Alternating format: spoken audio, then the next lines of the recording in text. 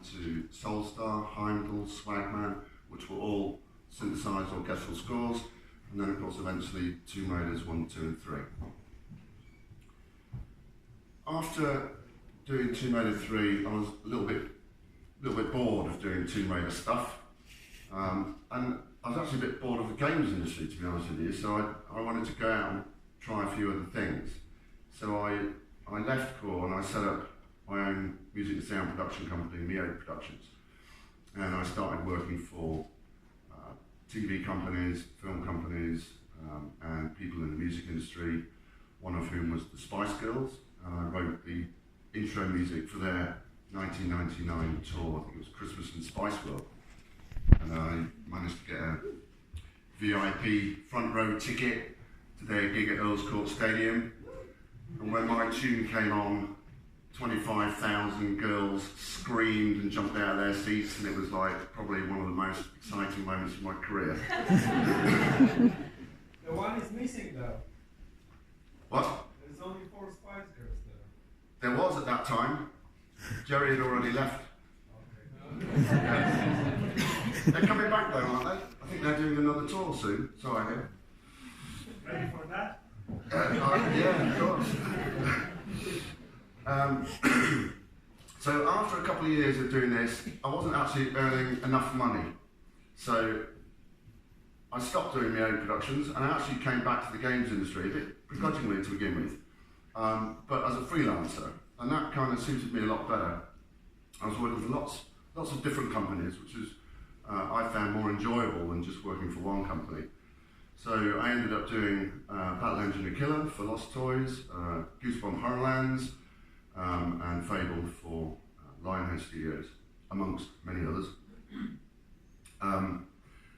But around this time, I got married and had 2 kids, and I really needed that regular salary again. So I went back to full-time employment, working for Zoe Mode for a couple of years as their audio manager, and they were doing mostly music games, which was right up my street. One in particular, which I really enjoyed, was Chime, which was a kind of real-time music engine, which was heavily hooked into the puzzles that you were trying to solve, and it basically progressed the music bit by bit each time you kind of laid a block, and there were special kind of music triggers that all had to kind of fit harmonically with the main sort of backing track that was gradually sort of moving forward.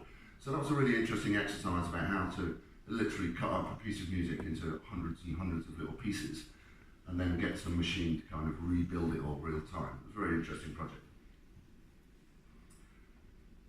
We have a sister company in Brno, in the Czech Republic, called Vavtra Games, and they were working on 2 projects, Russian Attack and Silent Hill Downpour, but they had one junior sound designer looking after both those projects, and they were clearly understaffed, and the audio schedule was way behind.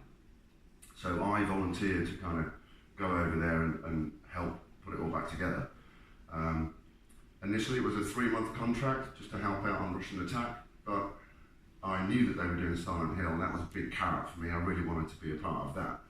So when my 3-month contract ended, I negotiated with the CEO to hire me if I quit my job in England, which he agreed to, and he said, how much do you want? So I was like, wow, that's a nice offer.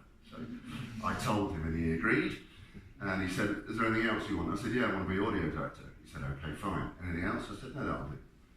So I went back to Vavtra for 2 years and thoroughly enjoyed that game. It's really fantastic. After that, Vavtra took on a game called De-Arms, which unfortunately was rather overscoped and underfunded, or under-budgeted.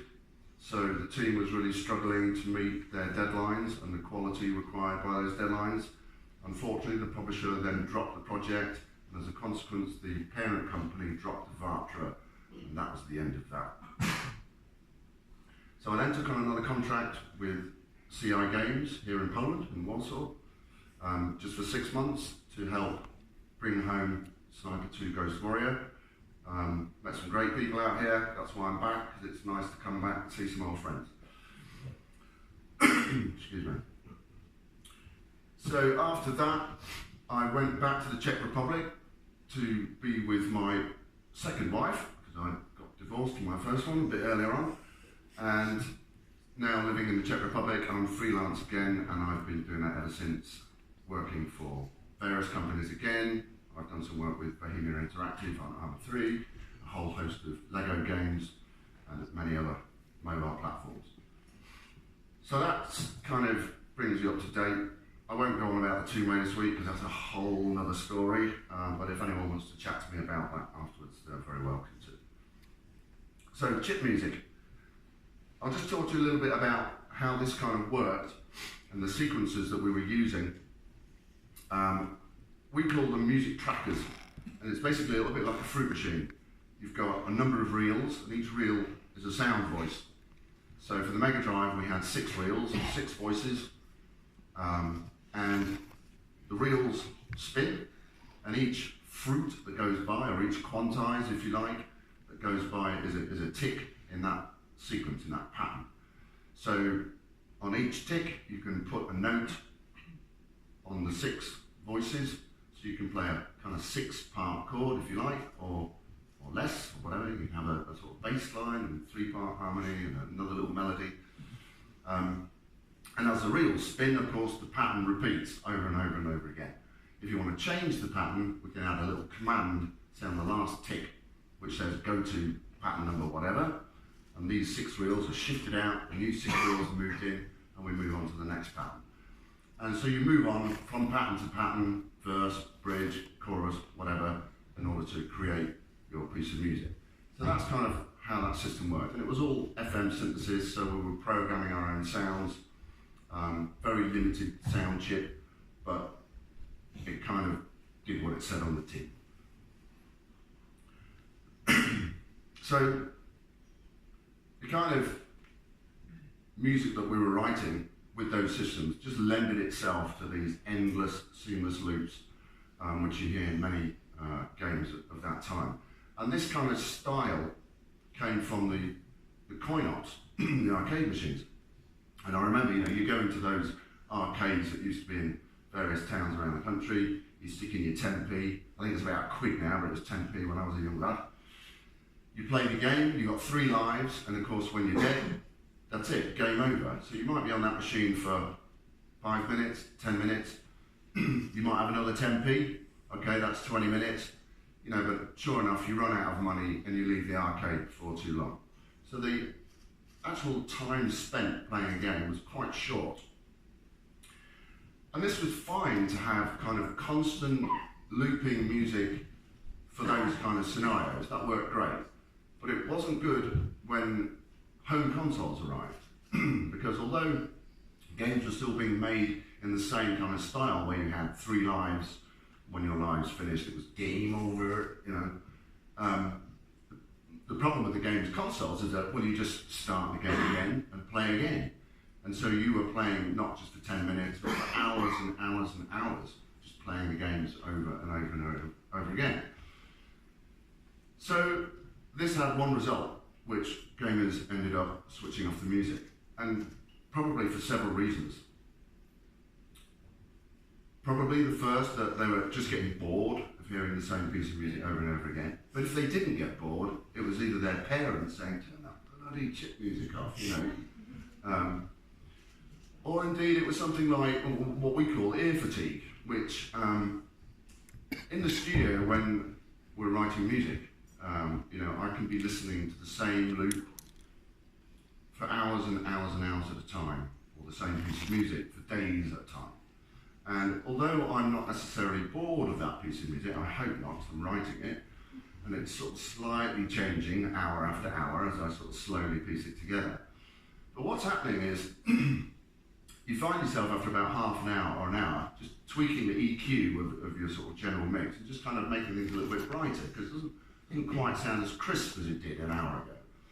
And if you're not careful, another hour of working and you'll be turning it up again, turning up the high frequencies, maybe a little bit of mid-frequency this time. It's like, it's still not quite sounding right, keep going, turning it up again, turning it up. It's like, I'm tired of listening to this, I'm going to go and have a cup of coffee. So you go and have a cup of coffee, you've had a 5-10 minutes break, and your ears reset, and you come back, you play the tune, it's like, oh, it's really bright, what's going on? Turn it down, turn it down, turn it down. So this is what ear fatigue does. If you bombard your ears with audio constantly, hour after hour after hour, the frequency response that they can hear dims. You lose top end frequencies. And it causes a sensation in the eardrum which actually makes the brain annoyed. Okay, it's a kind of like a defense mechanism that eventually you will stop doing whatever it is you're doing because it's actually physically damaging your ears. And this is called ear fatigue. So this is another reason why gamers actually end up turning it off, because they just become annoyed by the music. That's one thing we don't want to happen. So CD consoles. So this really was a game changer for us.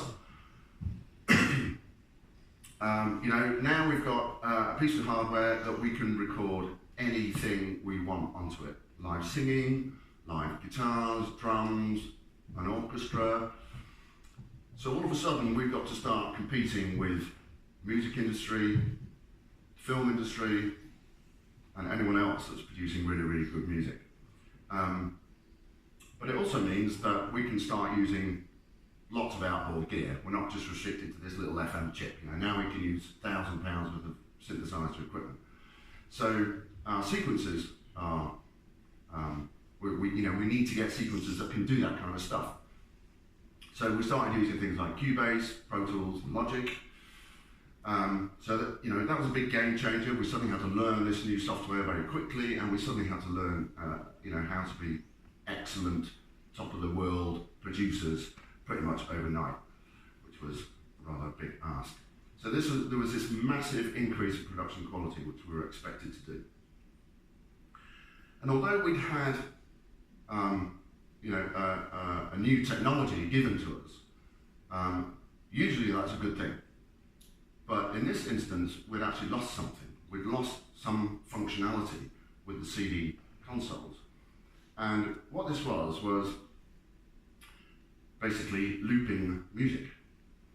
On a CD, when you've got a track playing, the CD head is moving and reading that track. When you want to start the track again, the CD head, you probably all know, the CD head has to move back to the beginning of the track, and it takes a few hundred milliseconds to do that, depending on whereabouts you are on the CD. So you can't actually get a looping, streaming piece of music from a CD. There are ways of doing that now with MP3 compression. We load it all into memory, and so job done.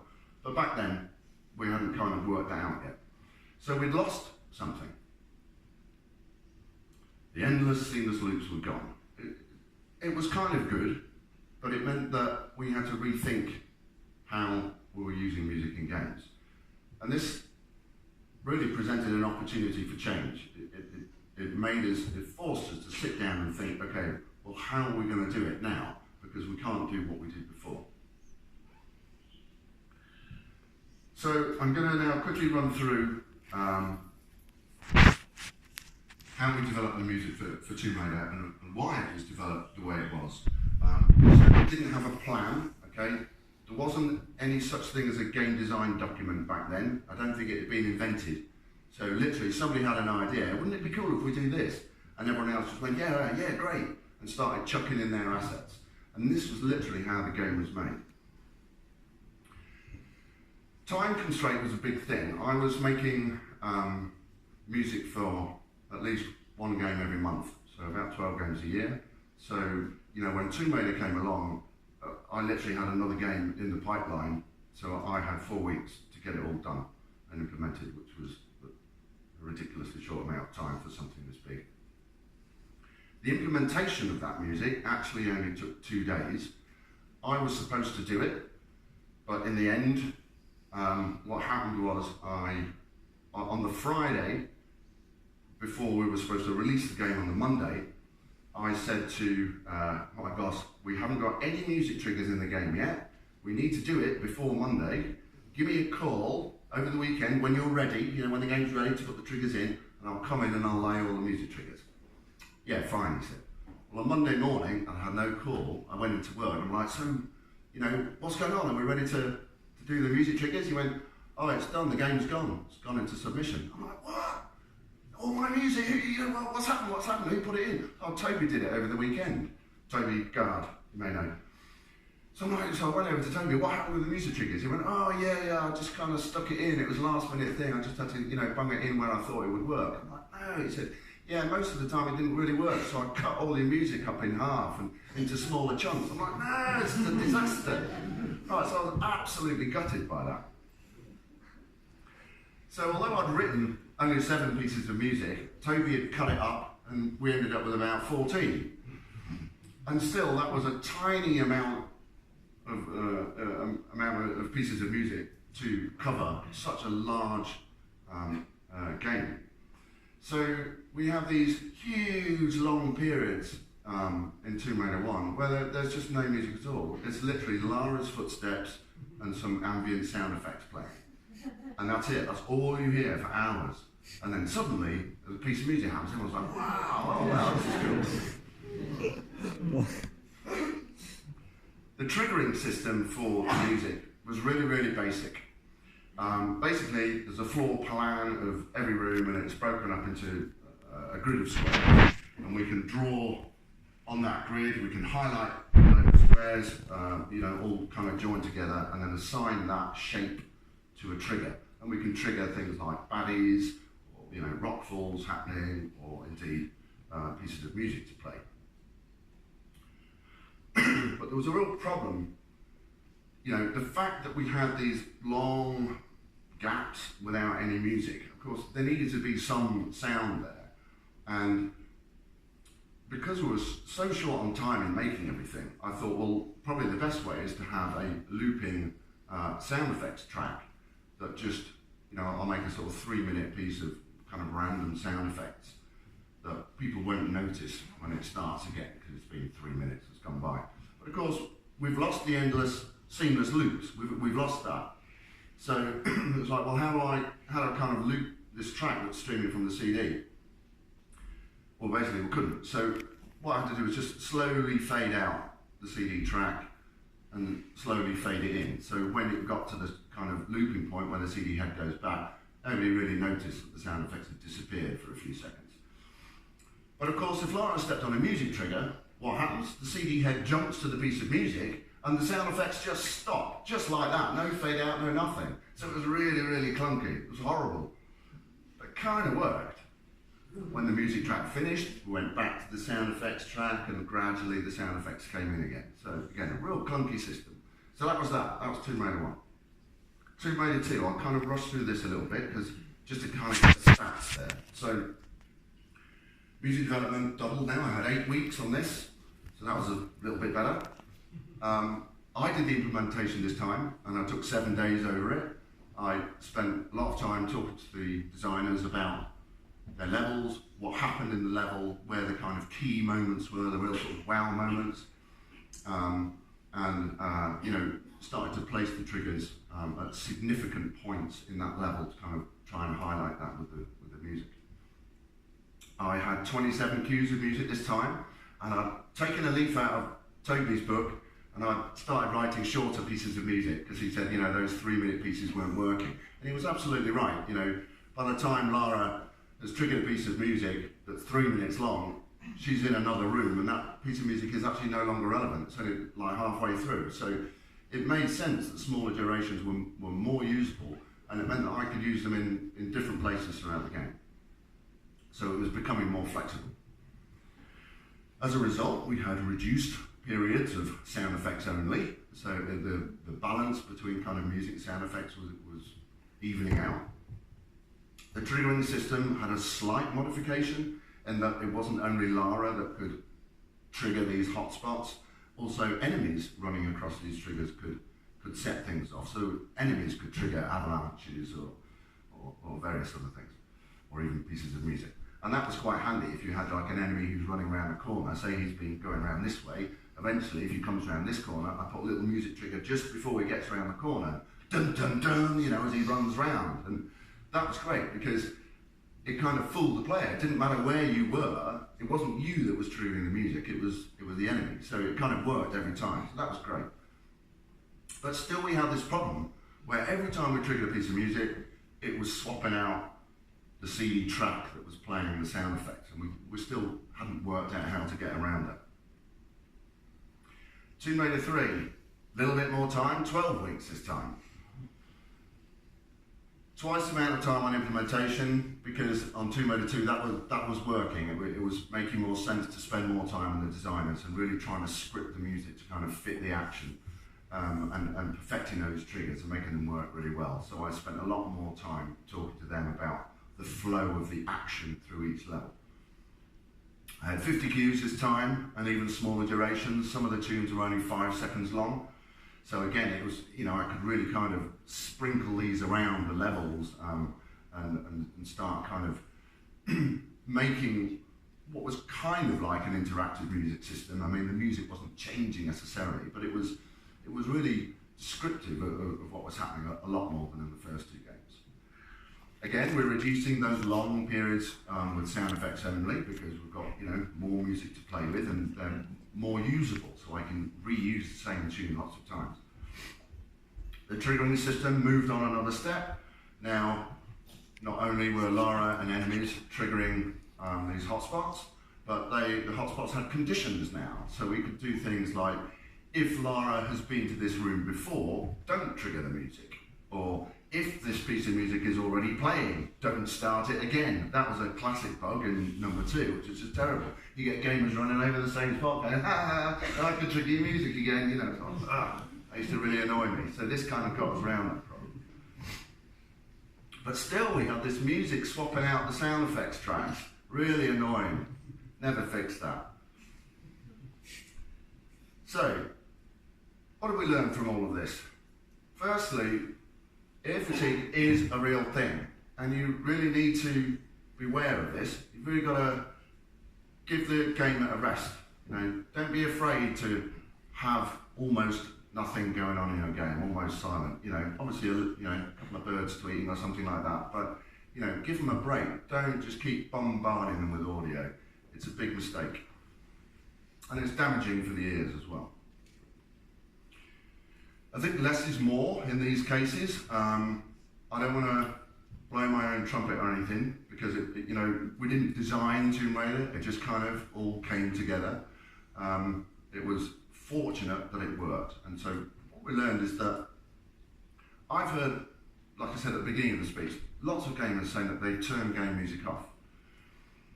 I've not heard a single fan of those first 3 Tomb Raider games that's told me they loved the game, but they turn the music off. I've not heard a single person say that, and I'm really, really happy about that. But I think the key point here is that it's better to have gamers wanting more music than wanting less. So don't be afraid, again, to kind of have periods in the game where it's just sound effects.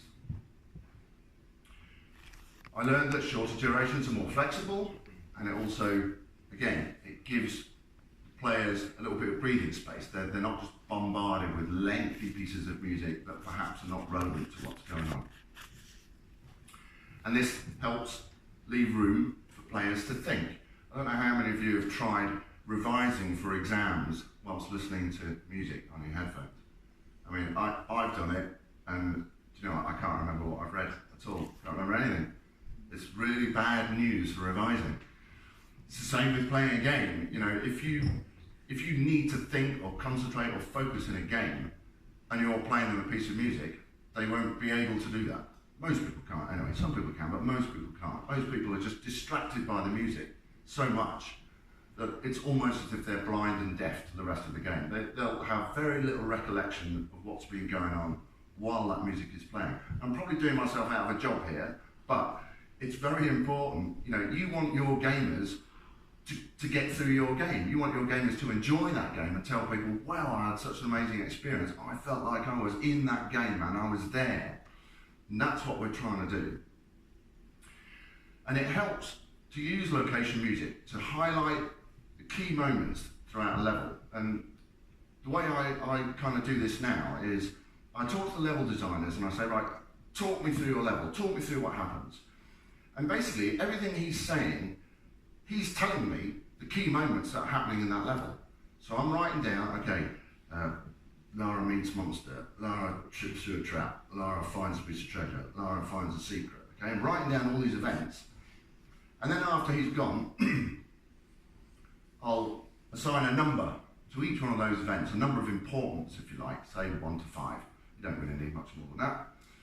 Give them a number, and then put that in a graph, and you'll see there are about 3 peaks through a level, something like that. If there's loads, then the level probably hasn't been designed very well, or your numbering system isn't very good. But you'll find there's about 3 peaks. These are the places where I put music. The rest of the time, you can kind of leave it. You can leave it, because if you fill the downtime with music, the peaks are not peaks anymore. You've got music all the way through, and you've just flattened the whole thing. And now there's no wow moments. And you've kind of ruined it by blanket putting music all over it. So it's really important to be selective where music goes and to leave room for those wow moments to really shine. Apart from the wow moments, in between those, you've got these areas where you've got sound effects only. And again, having talked to gamers that have played Tomb Raider, they've said to me, you know, I just felt like I was there, man. I was in it. I was like next to Lara. I was there, you know. And I just think, well, why was that? And I think it's because there was no music playing.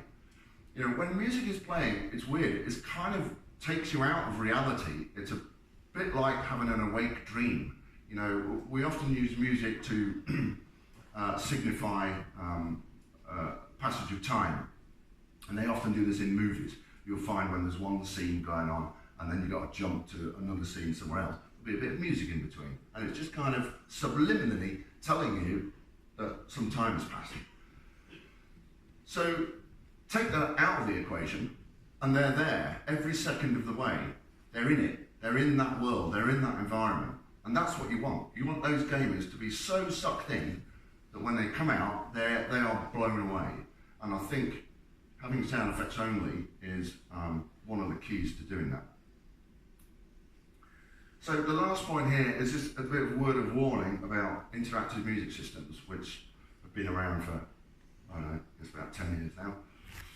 So, you know, with these systems, we can layer all the different tracks, if you like, that make up a piece of music. So we've got the rhythm section here, the horns here, the strings here, guitars, vocalists, whatever.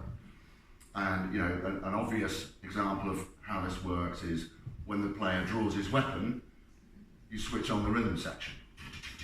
You know, and he's in attack mode. He puts it back in his holster, you switch off the rhythm.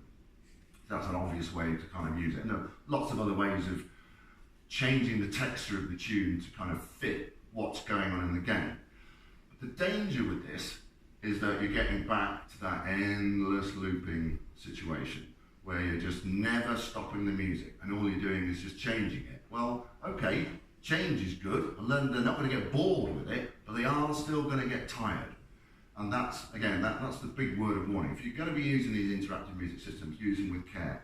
Don't just blanket spread your game with music. I think it's a bad idea, and I think it makes for a bad experience. That is it.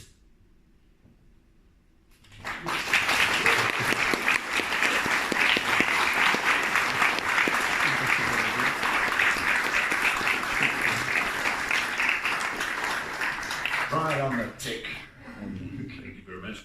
Any questions? Yeah, come to the stage, please.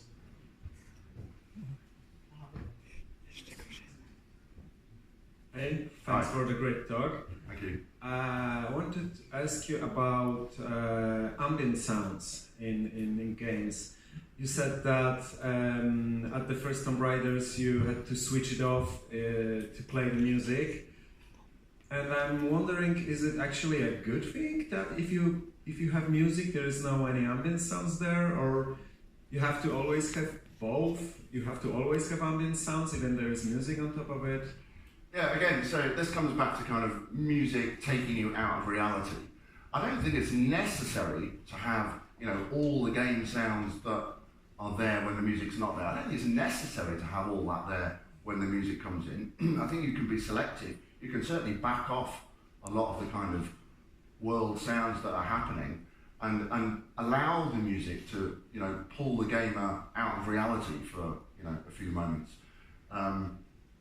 I don't think there's a hard, fast rule about it. I think this kind of stuff you can just play with. you know, it's a bit like the bullet effect in what's the movie? Come on, Matrix? Matrix, exactly. You know, everything slows down, and you get like the warping of the sounds. Or similarly, when you know there's a grenade goes off, and you get that screaming in your ears, and you can kind of double down all the rest of the game sound effects, and then bring them back in when your ears recover. So you can kind of play with this stuff, and you know, maybe that's a good way to kind of use music to kind of, you know, create a kind of surreal moment.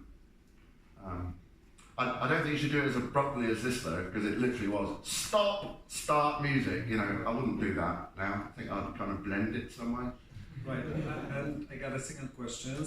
What about UI sounds? So do you like it? Some games does it when they, for example, tune UI sounds to the music, or sometimes you can play the melody of the music with UI, with menu sounds. Oh right, okay. And how do you think those sounds that are not in the world, that are not part of music, but also are in tune with the rhythm or melody with the music? Okay, so I was just talking to somebody actually just before the lecture started about UI sounds. They are, I think, in my opinion, the most difficult sounds to make for a game. Firstly, because it's the first thing a gamer will hear. Title screen, and then there are the sounds. Okay, so they've got to be good. They've got to be really nice sounds, not annoying. And they've also got to be part of a family. They've got to kind of have some common theme that says something about the project that it is. So, you know, if you're making a football game, you might have UI sounds that are like kick of a football, blow of a whistle, you know, so it's contextually fits the franchise. As far as kind of HUD sounds go, so when you're actually playing the game, when you've got sounds coming at you to tell you things like, you know, you picked up a health pack, or you picked up an ammo, which I call these information sounds. So they, in my opinion, they need to tell the player what it is that's happened without them having to look or check, oh, my health has just gone up, or shit, how much have I got, you know. Instead of taking their attention away from what they're doing, which is trying to succeed in the game, you have to just tell them with the sound. Obviously, they've got the visual information as well, but you want to try and kind of help them as much as possible. So they have to be distinct, right? Well, the sounds need to be, again, contextually right. You know, if I'm picking up ammo, it wants to sound like ammo. It doesn't want to sound like a cuckoo or a clock, you know? Right. So, I mean, it's simple stuff when you think about it. And as far as kind of tuning it with music, which I think is what you were talking about, you know, it depends on the game, but I imagine that's quite a tricky thing to do, because you might have lots of different pieces of music in different key signatures. So, you know, do you start real-time pitch shifting your HUD sounds to kind of fit with the tune? I don't know. I don't know whether that's necessary. I think, you know, you wouldn't want to pitch shift a sound, would you? Because it doesn't really have a note. Right. So, again, I think it's just about the context, the kind of game that you're working on. And, you know, with something like Chime, which was very much all about music, we did tune the UI sounds to the game. This little score ticker, everything was in tune, and when you clicked on buttons, it played little melodies and stuff. So again, you know, with the right game, yeah, I think it makes sense to tune the UI and your HUD sounds. Yeah. Great, thank you. Okay. Any other questions? No question. Oh, there is one.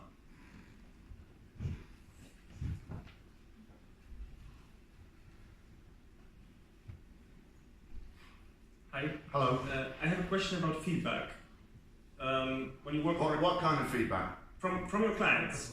Oh, okay. When you make music for someone, yeah, you probably receive the feedback sometimes. Mm-hmm. And I wonder whether you receive such feedback often. What kind of feedback is that? How do you work with this feedback? Or perhaps you have some hints to maybe reduce this feedback beforehand by making certain arrangements with your clients about